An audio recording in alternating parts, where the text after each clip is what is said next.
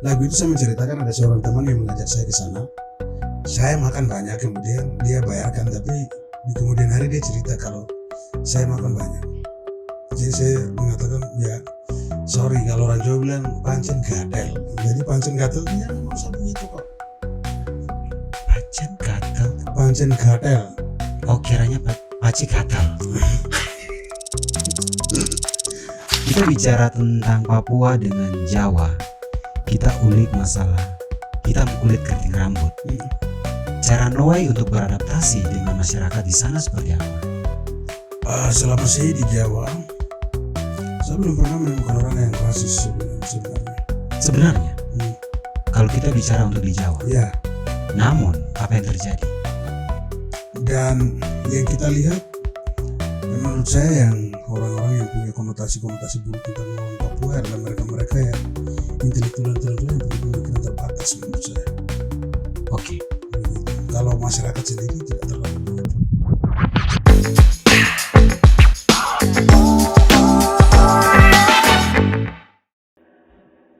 Halo gengs, jumpa lagi di podcast DPN Papua. Kali ini DPN Papua kembali berkunjung di kota dingin Wamena. Ini kali kedua Yau berkunjung di kota dingin Lemfoy.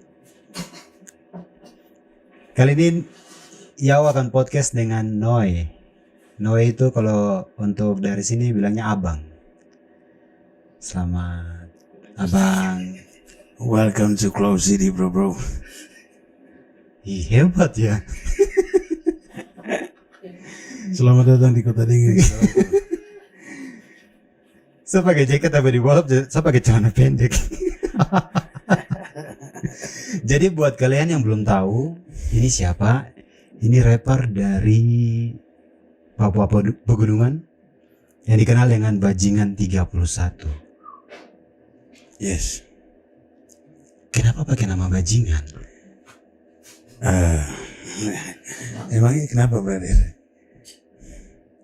Apa arti dari Bajingan? Kalau saya berpikir Bajingan, konotasinya kasar. Selalu orang zaman sekarang berpikir seperti itu, men. Tapi kalau kita lihat di sejarah orang Jawa, Oke, itu kita dari Papua Pegunungan kita ke Jawa. ya, jauh sekali ya. Iya, jauh. Ampun. Jadi Bajingan itu seorang pengendali sapi. Seperti sejenis kendaraan zaman dulu Jawa, di zaman Jawa beberapa abad yang lalu lah. Jadi di situ sebelum ada mobil Oke. dan lain-lain, dulu kan orang pakai kereta atau semacam itu. Kereta itu seperti pakai macam sapi, kerbau, kan begitu. Nah, yang biasa untuk mengarahkan itu namanya Bajingan. Orang memanggilnya Bajingan. Oh, jadi orang yang mengemudi itu Pengemudinya itu namanya Bajingan. namanya Bajingan. Yes. Oke. Jadi dia yang mengendalikan sapi-sapi tersebut. Oke, dia avatar. Ya, bener bro.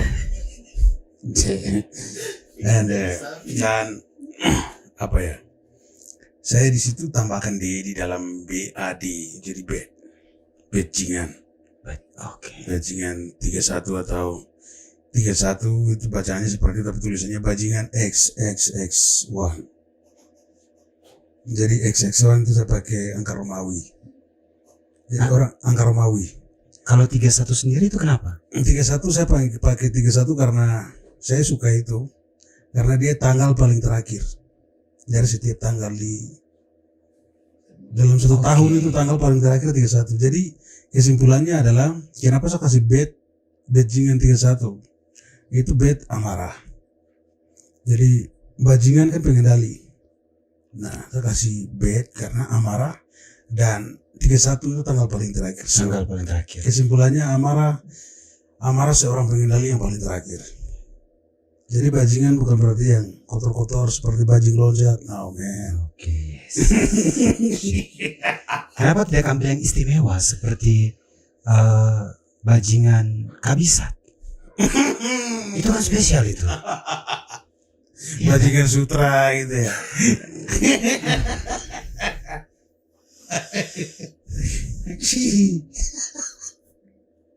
Tapi aslinya nama asli sendiri siapa? Ya, Musa. Musa. Kalau untuk di Jawa sendiri sudah berapa lama, Noe? Saya kurang lebih 5 tahunan brother, karena dari 2013 sampai 2019, tapi 2018 sampai 2018, karena 2018 setelah lulus kuliah sekitar bulan November itu saya ke Bali. Oke. Saya tinggal di Bali, Karangasem waktu itu. Di sana selama setengah tahun. Terus saya pulang lagi ke Papua. Sampai sekarang tidak pernah ke sana lagi. Tapi ada rindu untuk balik lagi? Ya kalau rindu sih tidak, tapi kalau main-main iya, karena ngapain rindu orang tempat saya di sini. Oke. Tadi saya ada sempat buka YouTube. Yes. Ada lagu pakai bahasa Jawa. Ya. Jadi saya punya lagu yang menggunakan bahasa Jawa itu ada beberapa brother. Oke. Ada yang judulnya Wedangan. Wedangan itu sejenis tempat tongkrongan. Ya mungkin saudara-saudara yang biasa di Jawa tahu lah. Warung-warung kecil. Iya. Orang bilang dapat nasi kucing itu pasti di situ. Nasi kucing. Bukan kucing yang ini. Memang sebutan orang Jawa itu nasi kucing. Oh. Jadi nasinya segini. Harganya sekitar 2.500 lah. Jadi intinya di situ tempat makan, tempat tongkrongan orang-orang Jawa sejak dari dulu masih hidup sampai sekarang. Nah itu Wedangan, di mana lagu itu saya menceritakan ada seorang teman yang mengajak saya ke sana.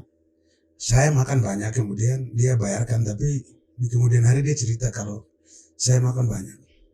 Jadi saya mengatakan ya sorry, kalau orang Jawa bilang pancen gatel. Jadi pancen gatel itu ya memang seperti itu kok. Pancen gatel. Pancen gatel. Oh kiranya paci gatel. Pancen. Itu Jawa dari mana? Ya hampir Jawa Timur juga, Jawa Tengah juga sama. Oh iya. Pancen. Wedan tadi Noe bilang wedan. Wedangan. Kalau wedang itu seperti minuman seperti ya wedang jahe, kopi jahe. Oh iya. Yang saya tahunya sarapa. Sarapa itu apa? Sarapa. Iya minuman juga itu. Oh. Iya dari jahe juga. Oh iya. Tapi saya belum pernah dengar. Ah masa? Oh ada itu. Ada. Oh mungkin saya kurang. Iya karena kalau enak tuh kalau minum sarapa gitu. Minum.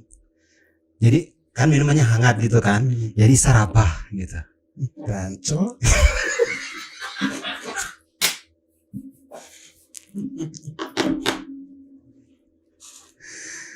Tapi fasih bahasa Jawa. Fasih brother. Jadi tadi yang Wedangan itu waktu di Jawa. Jadi lagu itu saya pernah bawa di Inbox, acara TV di Inbox itu. Wow luar biasa. Tahun 2017 di Karanganyar. Waktu itu ulang tahun Kabupaten Karanganyar itu. Saya pernah bawa di sana bahasa Jawa itu. Karena mungkin bagi mereka itu lagu unik karena orang Papua menggunakan bahasa Jawa, dan juga memang waktu itu teman-teman dari satu komunitas kami hip hop di Solo itu namanya Sunanan Lara Hip Hop Solo atau Kalipso. Mereka mendorong saya untuk saya mengisi acara itu. Saya belum kenal Noe terlalu dekat ini. Ini aslinya kan Papua Pegunungan kan besar sekali. Aslinya dari Papua Pegunungan. Saya dari Kelila. Kelila Itu maksudnya di Kabupaten Magelang Tengah. Oke, tempat kopi juga itu. Tempat, iya. Kalau marganya? Pagawak. Wow. Pagawak. Saya Pagawak, iya, Pagawak Brothers. Marga sendiri berpikir sudah lama di Jawa ini. Tidak, Pagawak itu kayak kalau pakai bahasa daerah mungkin biarkan dia menyimpannya. Pagawak. Oh, Pagawak. Ini Pagawak gitu. Ini Pagawak berarti biar dia simpan. Berarti tidak hanya belajar ini tapi budaya di sana juga Jawa. Iya. Mulai cari tahu juga budaya Jawa seperti apa. Ya kalau budayanya tidak terlalu spesifik, tapi pergaulan, keseharian di sana, kehidupan orang sana kurang lebih saya tahu. Ah ini asik nih kalau bicara pergaulan. Ya itu berarti. Saya mau lebih jauh. Tidak apa-apa kan? Tidak apa-apa berarti. Oke. Kita bicara tentang Papua dengan Jawa. kita ulik masalah hitam kulit keriting rambut. Cara Noe untuk beradaptasi dengan masyarakat di sana seperti apa? Selama saya di Jawa, saya belum pernah menemukan orang yang rasis sebenarnya. Sebenarnya, kalau kita bicara untuk di Jawa, Ya, namun apa yang terjadi? dan yang kita lihat, menurut saya yang orang-orang yang punya konotasi-konotasi buruk tentang orang Papua adalah mereka-mereka yang intelektual yang punya pemikiran terbatas menurut saya. Oke. Begitu. Kalau masyarakat sendiri tidak terlalu begitu. Karena saya bukan membela, tapi toh sampai saya bilang mereka sampai punya karakter seperti itu. Kalau mereka minta bukti, saya juga bingung menunjukkannya ke siapa. Karena saya tidak punya teman yang model kayak begituan. Begitu, brother. Saya bergaul di banyak kalangan. Kalau di dunia musik, reggae juga punya teman banyak. Dangdut juga ada. Wow. Jadi banyak. Jadi saya tidak hanya untuk hip hop saja. Jadi karena di sana biasa setiap event itu ada pengisi acara itu tidak kayak berbasis diundang satu genre, tidak begitu. Berbagai genre dihadirkan. Makanya saya punya teman banyak di sana. Saya bergaul di banyak kalangan. Baik teman-teman mungkin di Vespa, anak-anak Vespa, punk bahkan itu. Saya akrab sama mereka. Mereka welcome di sana. Welcome. Saya membuka diri untuk itu. Okay. Mereka welcome di sana. Bahkan kalau sampai ke sana, tanya mungkin teman-teman saya masih ada sampai sekarang dan masih aktif kita komunikasi. Dan saya menganggap juga mereka bagian dari saya juga. Karena tanpa mereka saya tidak mungkin ada di sini. Karena saya kehidupan tidak terlepas dari masa lalu, bro. Oke. Begitu. Kita bicara Papua dengan Jawa ini kan ya pulau yang sangat berbeda. Beda. Ketika Noe berteman dengan mereka, pernah tidak mereka bertanya tentang kita bicara Papua lebih yang jauh, yang lebih ya mereka kenal Papua dengan konflik-konflik. Pernah mereka menanyakan hal itu? Pernah. Saya menyampaikan sesuai realita yang ada. Bagaimana tanggapan mereka? Tanggapan mereka bagus. Memang tidak adil. Wow. Itu Noe dapat di tongkrongan. Itu saya dapat dengan selama pergaulan saya di situ. Apa yang mereka sampaikan selain tidak adil? Ya memang apa ya istilahnya kita dari intelektual, apa yang kita suarakan di sini itu sebenarnya tidak bisa. Ya intinya sama-sama manusia punya istilahnya perasaan yang sama tentang ketidakadilan itu. Ketika mereka mendengar cerita saya, mereka respon ya sangat mendukung, tapi juga mereka belum begitu bisa mendalam karena itu kan mereka mendengar hal ini kan sepihak begitu. Tapi disandingkan dengan realita-realita yang ada, semakin hari saya rasa mereka semakin terbuka. Apa pernah tidak dari Noe punya teman-teman ini di tongkrongan sampai akhirnya mereka katakan untuk bisa tidak kita berkunjung ke sana untuk melihat dari sisi yang berbeda? Istilahnya mereka mau berkunjung ke Papua. Iya. Berada banyak sekali anak-anak yang kesini. Sudah pernah ada yang datang? Belum, ada laki-laki cuman dia sampai di Jayapura. Tapi itu bukan dari musisi, cuman dia dari anak Vespa. Itu adik saya. Dia tergolong orang tuanya mampu. Okay. Tapi dia lebih memilih hidupnya sederhana di jalanan. Berarti selama Noe di Jawa ketemu banyak karakter di sana. Banyak ya. Banyak, brother, itu kompleks.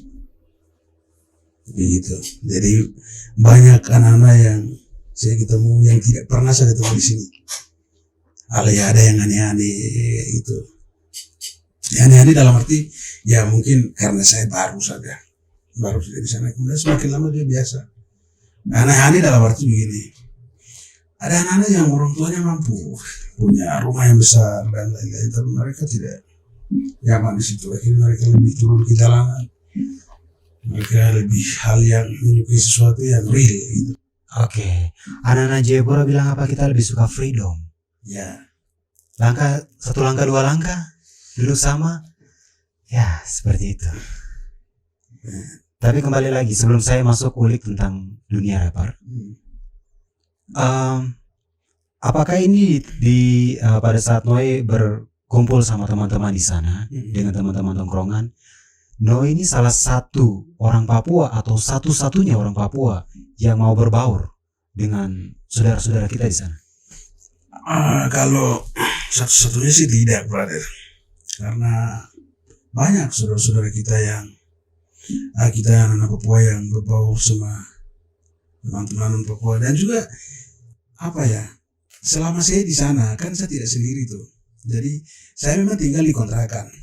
Kontrakan Mamberamo Tengah, bukan di kos-kosan begitu, tidak. Jadi saya tinggal di kontrakan Kabupaten Mamberamo Tengah. Hanya saja pergaulan saya saja yang memang lebih dengan orang-orang Jawa begitu. Jadi hanya tidur saja di kontrakan begitu. Mungkin berorganisasi mungkin situ. Punya waktu memang saya untuk orang sama teman Papua itu agak waktunya itu tidak banyak. Mungkin malam, tapi malam itu tidak pasti tidur dan lain-lain. Jadi tidak ini. Jadi waktu saya lebihnya sama teman-teman di sana, sama orang Jawa begitu, berarti. Jadi ada beberapa adik-adik yang mereka biasa saya ajak jalan. Kebetulan kita istilahnya mereka merasa diterima, kemudian mereka nyaman di sana. Akhirnya saya pulang. Ya mereka masih bergaul di sana, kemudian selesai kuliah pulang begitu. Kita masuk ke rapper. Brother. Untuk berkecimpung di dunia rapper sendiri sejak kapan? Saya sejak tahun 2011-12an, brother. Oh, cukup lama. Lama sekali, waktu itu masih SMA, tapi itu belum begitu punya karya sih. Tapi sejak tahun 2013 saya sampai di Jawa. Kemudian dari sana baru mulai berkarya. Berkarya waktu itu lagu-lagu saya yang saya produksi sendiri. Jadi dari beat semua memang saya sendiri. Itu tahun 2015-16 itu saya produksi. Mulai dari situ saya mulai produksi lagu-lagunya mulai keluar, kemudian sampai yang ada sekarang, brother. Tapi waktu di Jawa musik yang saya bawa hip hop yang umum, begitu beda sama yang sekarang di Papua Pegunungan. Umumnya bagaimana? Bisa diceritakan? Bagaimana? Umumnya seperti apa? Maksudnya umumnya apa? Dalam arti musik-musik, alunan musik yang saya pakai itu dia maksudnya musik-musik yang sering dipakai.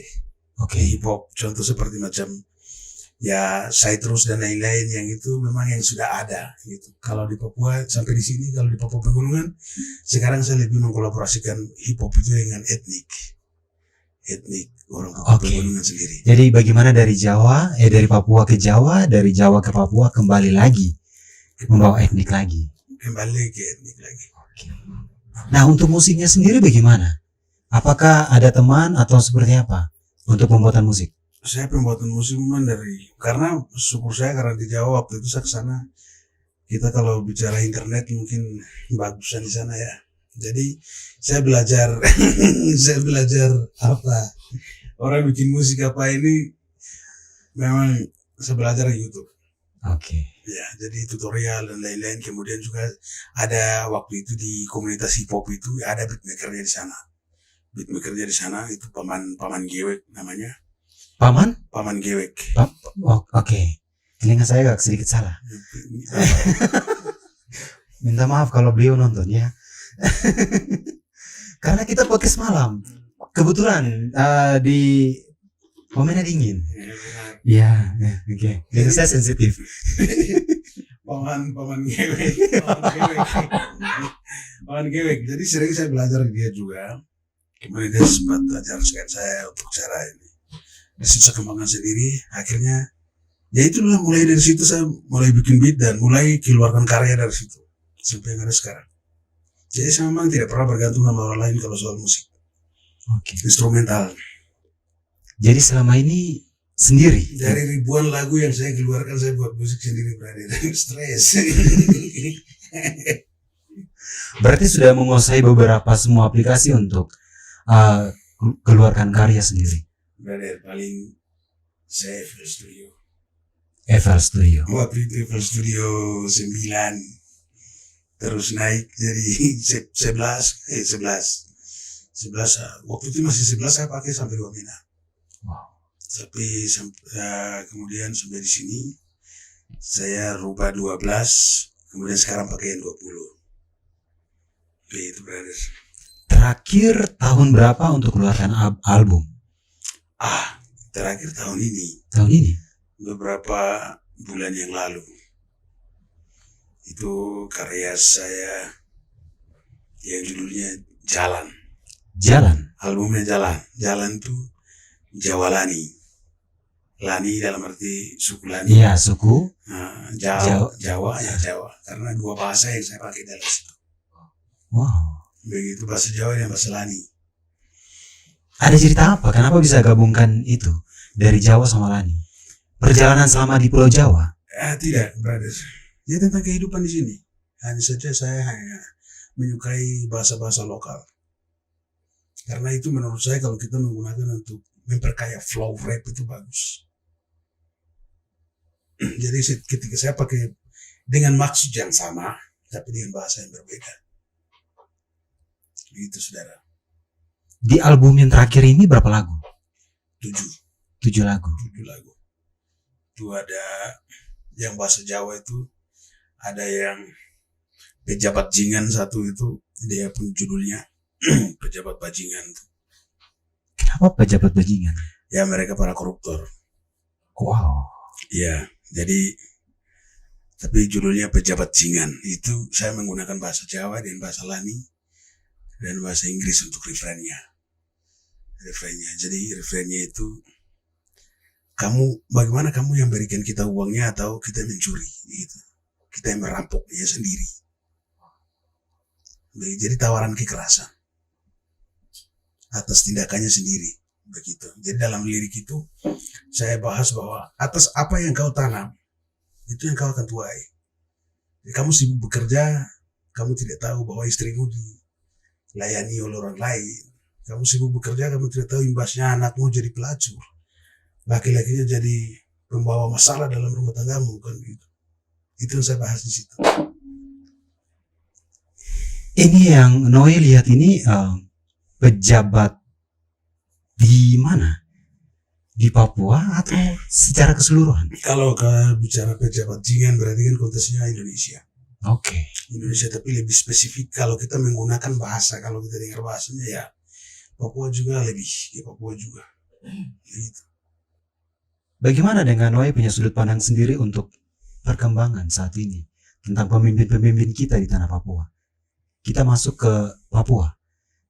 Maksudnya pemimpin dalam hal apa? Maksudnya kita bahas perkembangan mereka memimpin, seperti tadi Noe mengilustrasikan bagaimana kalau bukan kamu yang itu melakukan itu, saya yang melakukan hal itu. Iya, maksudnya begini, itu dalam arti maksudnya begini, tawaran kekerasannya begini. Jadi kamu yang memberikan uang kami, kasih kembalikan uang kami, atau kami yang merampok uang itu dengan secara paksa. Begitu.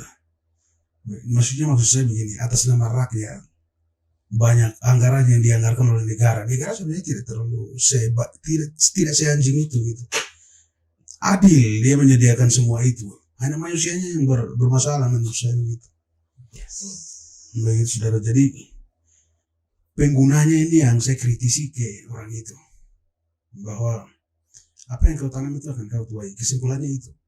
Dan hasil kami itu kami yang merampok atau kamu yang kasih, karena hukum Indo kami tidak terlalu percaya sampai saat ini.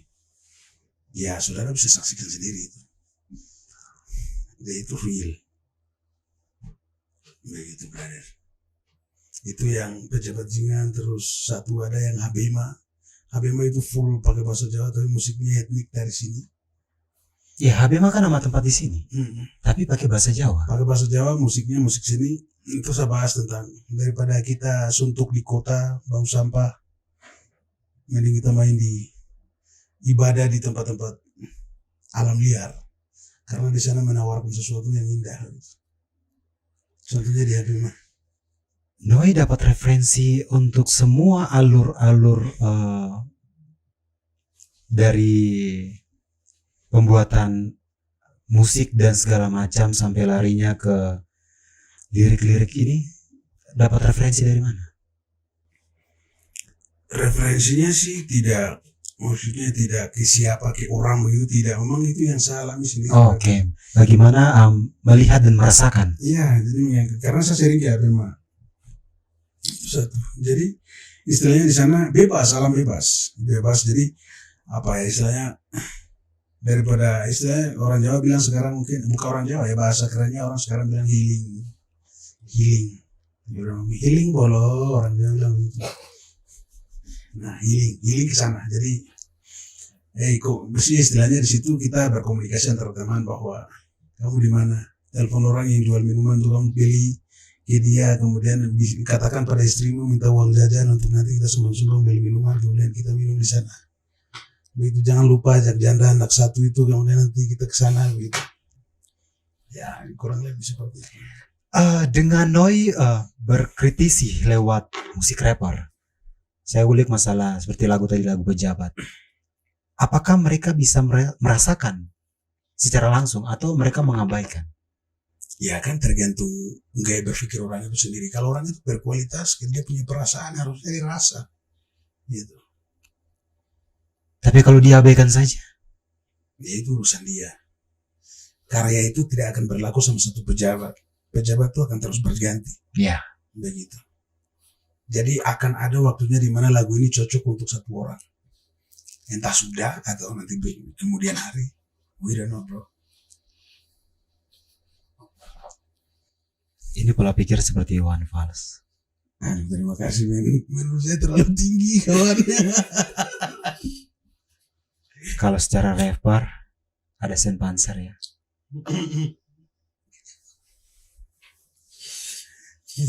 Apa yang Noi harapkan dari perkembangan rapper dari Papua Pegunungan? Saya mengharapkan bahwa dari semua musisi-musisi yang ada, itu istilahnya bisa membawa nama kita punya daerah untuk ke istilahnya ke tempat yang lebih luas, ya maksudnya kita punya budaya dan kita punya kreasi yang dari asli anak Papua Pegunungan ini bisa terkenal di luar.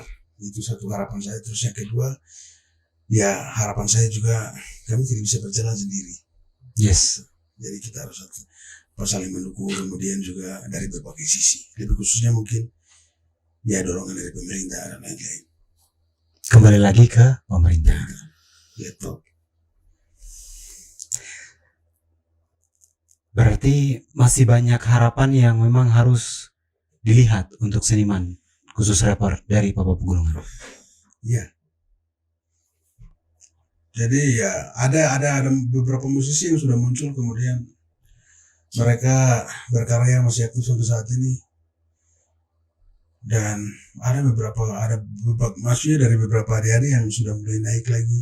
Nah itu untuk mendongkrak ini semua karena memang kita lihat kalau untuk di Papua Pegunungan nih penikmat musik kalau dalam bentuk audio ya banyak. Tapi untuk live apa segala macam kita masih membutuhkan dukungan yang besar. Seperti itu, brother. Baik dari mungkin penyediaan panggung dan lain-lain. Kita bicara masuk ke penyediaan panggung. Kalau untuk penyediaan panggung sendiri dari kacamata Noi sendiri, seperti apa kalau untuk di Papua Pegunungan, khusus untuk musisi rapper? Kami musisi lebih kalau secara umum saya masih belum tahu mungkin sejarahnya seperti apa, masih dalam konteks panggung. Tapi kalau bagi saya selama sejak dari Jawa sampai ada yang sampai di sini itu untuk panggung saya baru bisa manggung dia istilahnya skala nasional tuh kemarin yang diadakan oleh saudara-saudara kita News World Entertainment tuh, dan itu sangat luar biasa, brother. Dan juga kemudian kami ada diundang juga ke Nduga. Wow. Kita isi acara di sana. Dan dengar-dengar itu di Nduga itu konser pertama kali? Oh bukan. Bukan. Oh iya, kalau di Kabupaten Nduganya iya. Oh iya. Saya pikir Jago bilang saya yang konser pertama kali. Setara di Nduga itu konser pertama kali tuh. Baru konser pertama kali, kemudian soundnya juga wow, brother. Oke, Sangat puas. Sangat puas. Sangat puas. Kita bicara kiblat musik rapper nih. Untuk perkembangan di Papua sendiri dari sudut pandang Noi. Berapa tahun lagi akan berkembang khusus untuk rapper? Kita bicara Papua secara luas. Masih membutuhkan banyak proses sih. Kalau kita lihat berkembang di untuk Papua pegunungan, saya rasa mulai sedikit Mulai timbul ya, kelihatan mulai banyak. mulai banyak. Tapi ketika semua bersatu, Nah itu sangat luar biasa men. Akhirnya luar biasa. rencana kapan lagi akan kasih keluar album? Ini dalam proses pembuatan album, satu album lagi. Tapi musisinya kemarin terrap. Tapi sekarang saya agak plesetkan ke R&B sedikit. Sejenis punya Jerul. Oke. Mungkin sudah tahu Nelly. Ya. Sejenis itu. Jadi musisi itu saya kolaborasikan dengan sample packnya, warna musiknya hampir ke sana. Oke, kalau untuk arahnya sendiri akan lari ke jalanan juga atau seperti apa? Dia lebih ke realita hidup, brother. Jadi saya mengkritik seperti hukum adat yang berlaku. Oke. Begitu, istilahnya tentang Kehidupan sosial ya. hukum adat kita ya, hukum adat kita. Papua khususnya sekarang makin, menurut saya sebagai hukum adat itu dijadikan lahan bisnis. Begitu. Contohnya? Seperti contoh kayak macam kita lihat di penyelesaian masalah antara persinahan mungkin, tapi persinahan ya intinya persinahan, tapi istilahnya ini orang-orang yang tidak terikat dalam hubungan pernikahan, cuma anak muda-mudi kan begitu. Gimana penyelesaian dalam persetubuhan ini kadang menurut saya orang meminta terlalu berlebihan, sedangkan kalau itu sama-sama anak muda, apalagi batas dasar suka sama suka, secara hukum undang-undang formal juga tidak ada yang dituntut. Bahkan punya anak pun tidak ada, itu dianggap sebagai akibat kan dari situ. Yang diminta pertanggungjawaban. Tapi bukankah itu bagian dari budaya? Ya budaya, tapi budaya yang wajar lah. Begitu. Semakin hari satu perempuan main satu kali sampai uangnya 100 juta, 50 juta. Wah, apa sebenarnya budaya dari situ yang kita ambil dari, maksudnya nilai bagusnya apa yang kita ambil dari situ? Bukannya mengurang. Malah orang, istilahnya saya punya anak diperlakukan seperti itu, saya akan kayak orang bersyukur karena ini barang sudah dengan berdalih dengan itu kita bisa merampas harta orang lain kan, begitu terkesan seperti itu. Jadi saya mengkritisi itu biar kita punya wawasan agak terbuka, karena itu bukan adat memang iya, tapi ada batasan-batasan tertentu, hal yang wajar begitu. Karena menurut saya untuk saling hukum kita ini sama-sama pijak bumi, brother. Jadi tidak bisa kita hindari itu, apalagi kita bermasyarakat begitu. Sama-sama hidup di Papua. Jadi contoh seperti sama hukum saudara, ya sekarang saya jadi korban, saudara jadi pelaku. Kita harus mengedepankan bahwa kita harus ingat bahwa saudara juga akan jadi pelaku. Kembali ke hukum tabur tuai. Iya, karma. Yes. Karma itu real, brother. Bagi saya sendiri. Ya, saya juga mempercayai hal itu. Karena orang menanggulangi harus menuai bencana, brother. Badai. Iya toh, tidak bisa menabur angin terus meminta beras. Wow, itu gila, aneh bin ajaib, men.